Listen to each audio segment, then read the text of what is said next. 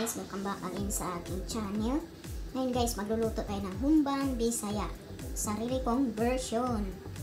Ayan, ang ingredient natin is, ayan, 3-part na pork, and ahos. Kaso ito guys, wala akong sibuyas na red. So ito na lang ginamit ko.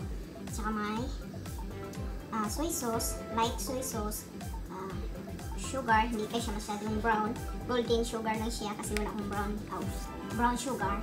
Tapos Sprite, tsaka yung banana leaves, onion, anong tawag yan, bay leaves, at ito. So yan ang ingredient natin guys.